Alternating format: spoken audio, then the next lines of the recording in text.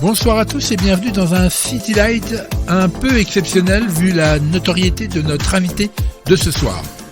C'est pour cela que nous allons entamer cette heure avec un de ses derniers morceaux avec Robbie Williams en featuring. Le morceau s'appelle Electro Romantico. En effet, nous aurons tout à l'heure Bob Sinclair au téléphone. Toute l'équipe de City Light vous souhaite une agréable soirée sur Meuse FM. Tous les samedis soirs, 22h, 23h, City Light. City Light. Présenté par Fabrice.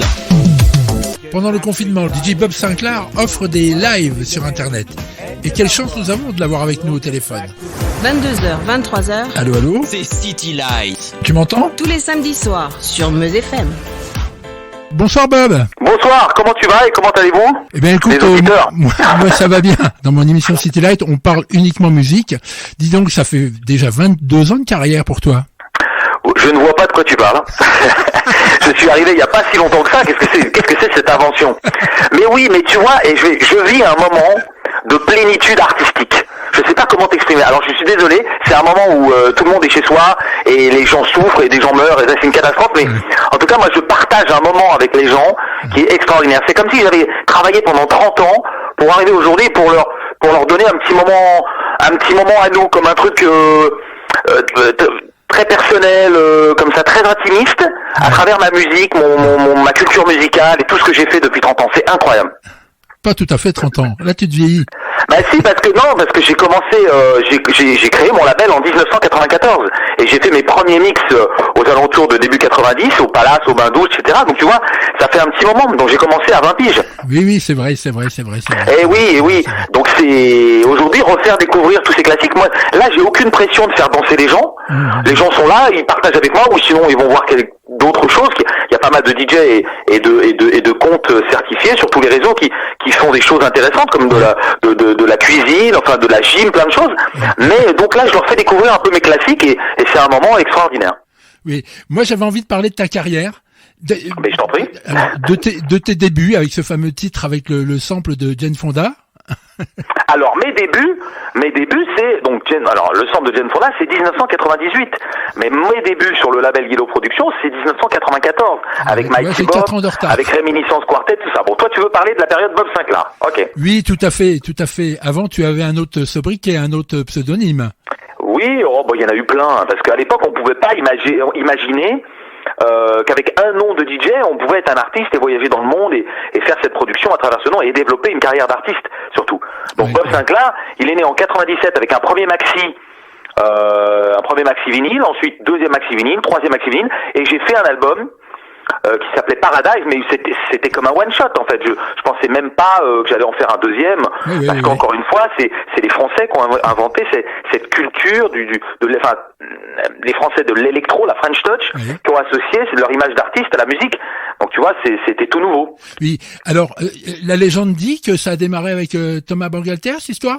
La légende, non, ça n'a pas démarré. Tu veux dire mon nom ou Non, je parle de ce titre de Gym Tonic. Et oui, parce qu'en fait, au départ, si tu veux, l'échange, moi j'ai rencontré Thomas Bangalter en 98, et je lui dis, tiens, je suis en train de faire un album Paradise, un premier album et tout, on fait un échange de remix à la base, parce que moi je faisais un remix pour Stardust, et lui, je lui dis, fais-moi un remix pour un titre à moi. Je lui ai envoyé des parts qu'il a absolument pas utilisées, et il m'a dit, écoute, viens me voir dans mon studio, j'ai bidouillé un truc avec des voix de Jane Fonda, ça va te faire marrer, machin. Je lui dis, écoute, bon, pas de problème, j'arrive, et il me fait écouter ce morceau un peu complètement burlesque en fait, parce qu'il s'était inspiré de l'idée d'un album de Jane Fonda qui à l'époque faisait des séances de gym enregistrées sur des vinyles.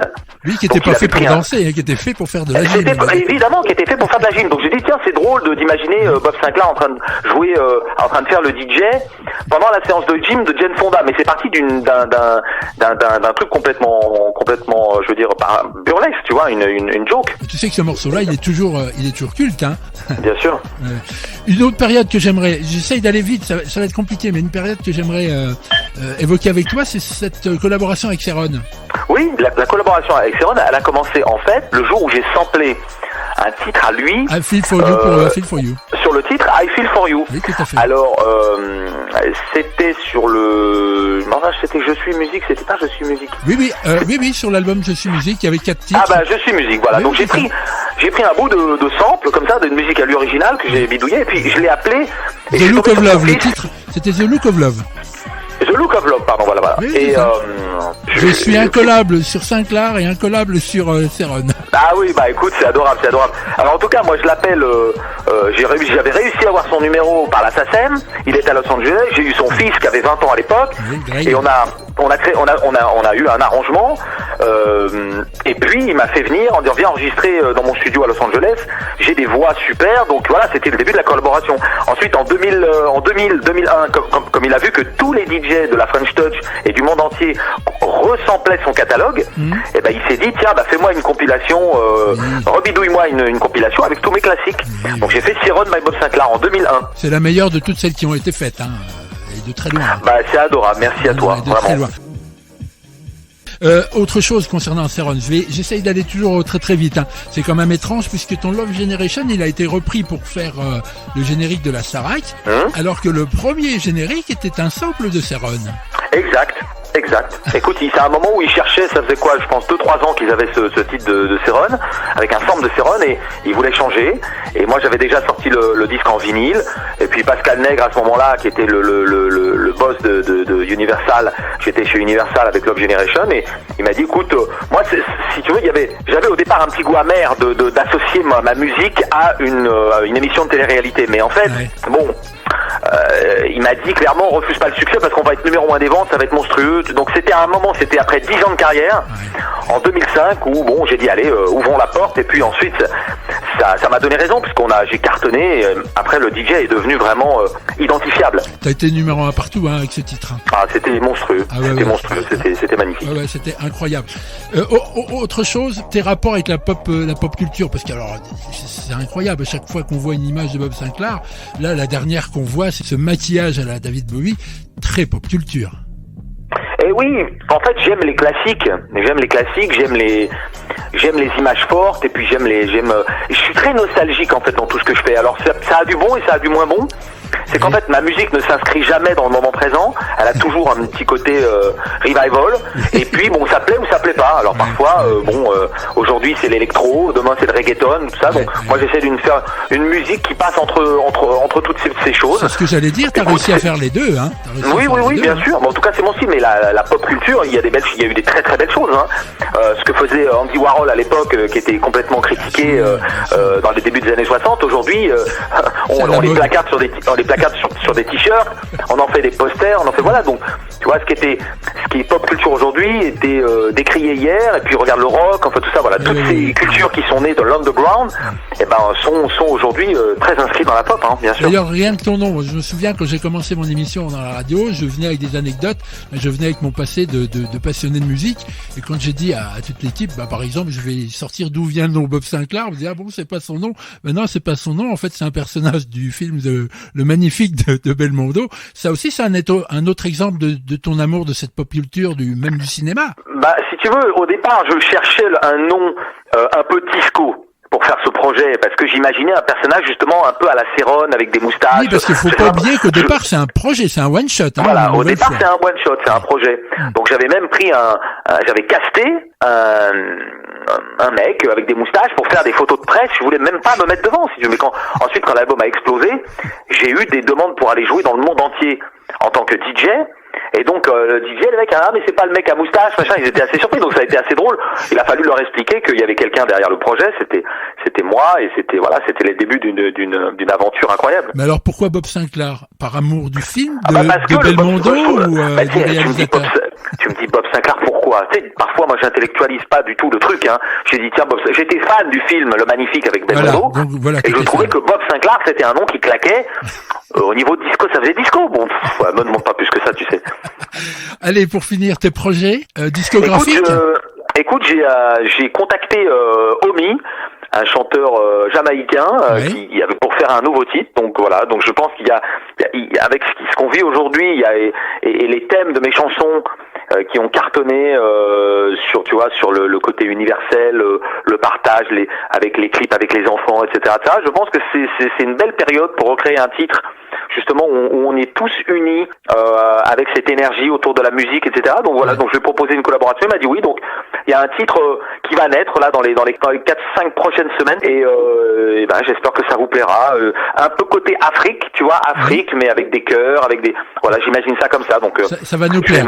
Je vais me mettre au travail. J'espère que ça vous plaira, mais bon. Voilà. Encore une dernière chose, mais c'est pas une question, c'est simplement une phrase qui va te transmettre toute l'admiration que j'ai pour toi, parce que pour moi tu es vraiment le DJ français par essence qui n'a jamais cédé à certains cris comme des featuring, en veux-tu, en voilà. Et pour moi, et d'ailleurs tu l'as prouvé avec des titres comme Champs-Élysées, comme un album Paris by Night. Voilà, c'est ce que je voulais te dire. Tu es vraiment pour moi le DJ français qui a réussi sur la planète. Merci, t'es un amour. Mais bon, tout le monde va où bon lui semble. Hein. Tu sais, bon, toutes les bonnes initiatives ont été prises et aujourd'hui il y a une French Touch 3.0 avec The Avener, avec Feder, avec Coombs, avec Petit Biscuit, avec plein de jeunes que j'oublie encore, Mercer, toute la vague évidemment DJ Snake, Chami, tous ces mecs-là, Mala. Donc là, c'est lourd, quoi. Il y a vraiment une production française extraordinaire. Mais c'est pour ça que c'est bien que tu aies rendu hommage à un personnage comme Saron qui était avec Jean-Michel Jarre, les deux premiers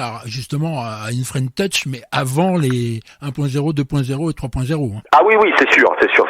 Ils ont fait un peu d'électronique à la fin des années 70, mais bon, c'est bien. On est un peu les héritiers de ça. Bob, je te remercie énormément. Mais avec plaisir, merci de ta gentillesse, de ta passion pour la musique. C'est moi qui te remercie. Je te souhaite une bonne soirée. Au revoir, Bob. Merci, mille fois. Ce soir, nous allons parler de Daniel Vanguard. Vous comprendrez très vite pourquoi ce personnage est au centre de notre émission de ce soir. Voici Oh What a Life des Gibson Brothers.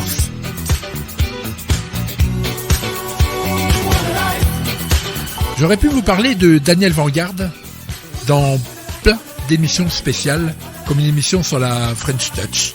En effet, Daniel Vanguard se nomme en fait Daniel Bangalter. Si ce nom vous dit quelque chose, c'est qu'il est le père de Thomas Bangalter, membre des Daft Punk avec Guy Manuel au même Christo. Nous avons évoqué cette personne dans l'interview avec Bob Sinclair tout à l'heure. Nous aurions aussi pu l'inclure également dans celle de la semaine prochaine consacrée au tube de l'été. En effet, il est l'auteur de tous les titres de la compagnie créole, mais aussi d'Ottawa, des Gibson Brothers, avec lequel nous avons débuté cette chronique.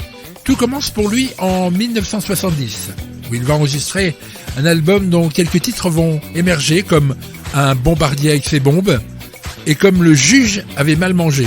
Il va surfer alors sur une vague contestataire, puis il embrayera dans l'ombre de Ringo et Sheila, et très rapidement, ses talents d'auteur, compositeur et producteur vont s'étendre à des artistes comme Paul Amour, dont nous écouterons juste après, Valparaiso, mais aussi Eddie Jones, et cela a son importance. Il s'occupera aussi de la nouvelle Sheila avec les B-Devotion. En 1978, avec Willy Badarou, il invente le concept DVWB, d'où émergera le titre Aqua, qui arrivera en troisième titre de cette chronique. Le groupe Daft Punk aurait utilisé un sample pour son titre de 2000, One More Time. Je vous laisse écouter et ensuite je vous laisserai juger, car il y a eu énormément de polémiques là-dessus. Le sample proviendrait d'un titre produit par le père de Thomas Bangalter, Daniel Vanguard, un titre de Eddie Jones, More Spell on You. S'en suivra un petit montage afin de vous faire comprendre comment le sample aurait été utilisé, et cela toujours au conditionnel. Jusqu'à 23h City Light sur Meuse FM. Bonsoir Aurélien, tu nous reviens de où ? Bonsoir Fabrice, et bien cette semaine je suis allé en repérage du festival Le Printemps de Bourges, donc à Bourges évidemment. Tu as visité la ville donc. Bien entendu, et je vais déjà vous la situer. Alors tout simplement, tracer une ligne qui va de la Bretagne à Monaco et une autre de Strasbourg à Bayonne. Et là où se croisent les traits, il y a Bourges, tout simplement en plein centre de la France. La cité est traversée par 5 rivières et entourée de marécages que l'homme a plus ou moins domptés et réaménagés avec le temps. Ce que je retiendrai, c'est bien entendu la beauté médiévale du lieu qui offre un cœur de ville aux rues et ruelles toutes pavées. Et ce qui est marquant aussi, c'est le peu d'accès à la ville, que ce soit d'un point de vue routier ou même ferroviaire. On se serait un petit peu cru à Verdun.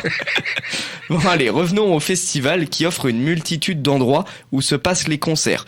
Quelques scènes sont montées en extérieur et sinon il y a quelques salles comme le W, le théâtre Jacques Coeur et le palais Jacques Coeur, l'auditorium, le palais d'Oron, la halle au blé, le Nadir, l'école de cirque et la salle du duc Jean. Et cet événement a été créé en 1977 par Daniel Colling et Alain Meillan, chanteur et comédien, et Maurice Fro, ancien collaborateur de Léo Ferré. Depuis, il a changé de main et s'est rapproché de la direction des Francopholies de La Rochelle.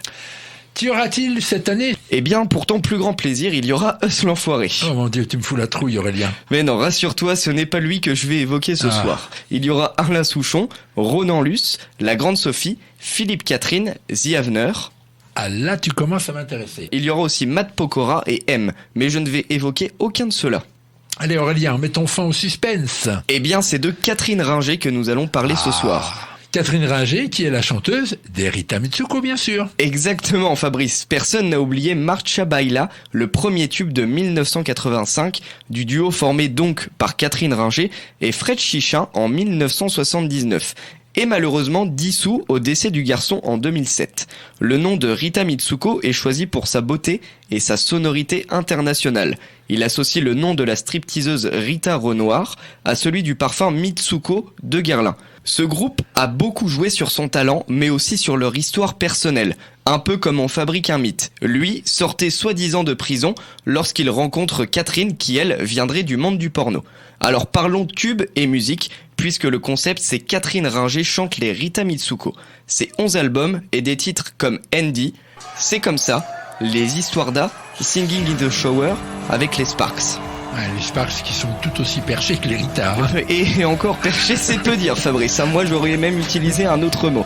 Allez, je continue. Tongue Dance, Le Petit Train, Hip Kit et Ding Dang Dong. C'est sous son nom de Catherine Ringer qu'elle fera un duo en 87 avec Marc Lavoine. Le titre, c'était Qu'est-ce que tu es belle. La méthode Queen marche pas toujours, hein. Il ne suffit pas de répéter les choses pour qu'elles soient vraies. Hein. Oh, c'est pas très gentil ça, Fabrice. Ah mais soyons francs, Aurélien. Lorsque l'on voit l'artiste, ce n'est pas sa beauté qui nous saute au visage, mais plutôt le talent. Bon, oui, peut-être je suis d'accord. On se quitte donc sur un live en Belgique de C'est comme ça. Elle est entourée de 6 musiciens qui envoient du lourd. Merci Aurélien, à bientôt. FST. Ce soir, Le Sens de la Fête, de 2017. Un film de Nakache et Toledano. Max, Jean-Pierre Bacry, est traiteur. Et il organise des fêtes depuis 30 ans. Alors qu'il a en tête une éventuelle retraite, il organise un mariage dans un somptueux château. Le film avançant, on a la sensation que chaque protagoniste de cette cérémonie est capable du pire comme du meilleur. Du mari absolument imbuvable à l'employé de dernière minute, en passant par le chanteur de l'orchestre. La scène qui nous intéresse est celle où une partie de l'équipe de cuisine doit aller se dépanner en viande dans un autre mariage pas trop loin. Sam retrouve un de ses collègues qui lui explique avoir été obligé de déguiser non seulement ses employés, mais aussi les invités façon western. La musique sur laquelle les gens s'amusent à ce moment est celle de Rednecks, Cotton Eye Joe, de 1994. Là, il nous manque un serveur. Ben, c'est ce que je me suis dit. Donc j'ai appelé quelqu'un pour le remplacer. Bon, mais dis-moi quand il est là que je le vois. Surtout, tu te démontes pas, d'accord? Parce que j'ai dit que t'avais de l'expérience. Donc... Vous savez découper une sole, un loup?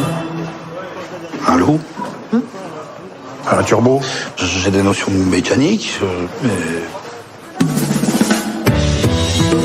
T'es abusé, toi, tu connais rien. Tu sais même pas que le turbo, c'est du poisson. Ah ouais, parce que je me disais quel rapport avec serveur? Ben, c'est comme la sole et le loup, c'est un poisson. Le loup, c'est un poisson. Il faut aller chercher les chefs dans le camion. Il y a des chefs dans le camion? Samy, va me chercher des flûtes. Des flûtes? Tu fais quoi, là? Y a que ça comme flûte? Tu viens avec moi? Non mais souvent on a des problèmes, on les comprend pas vos textos. Pas du tout, hein, je suis Bah pas... tenez, regardez si vous voulez. Mais pourquoi il a écrit ça? Ah, l'autre jour, vous m'avez envoyé merci Seb pour ton gentil massage. Tu vois, voilà, ça c'est ce putain de correcteur. En plus, je trouve pas les ponctuations. Je me retrouve avec des trucs débiles, là, ces ronds jaunes qui tirent la langue, avec des lunettes de soleil. Les smileys, ça. Ouais, voilà, ça, là, oui. Dès que la surprise du marié est terminée, on envoie. D'ailleurs, garde un peu ton portable à la main, comme ça, moi, je t'appelle et je te dis go. Ou juste un texto, hein. Non. C'est trop risqué. Oui, voilà, bien sûr, d'accord. Vous aviez reçu mon texto. Ah oui, mais je vous ai répondu, d'ailleurs. Oui, vous m'avez écrit dès que vous arrivez, vous me demandez, et puis je viendrai vous lécher tout de suite. Non. Oh, putain, quelle catastrophe, ça, c'est mon correcteur. Ah, c'est ce que j'ai pensé, comme on se connaît pas bien. Mais non, on se connaît pas bien.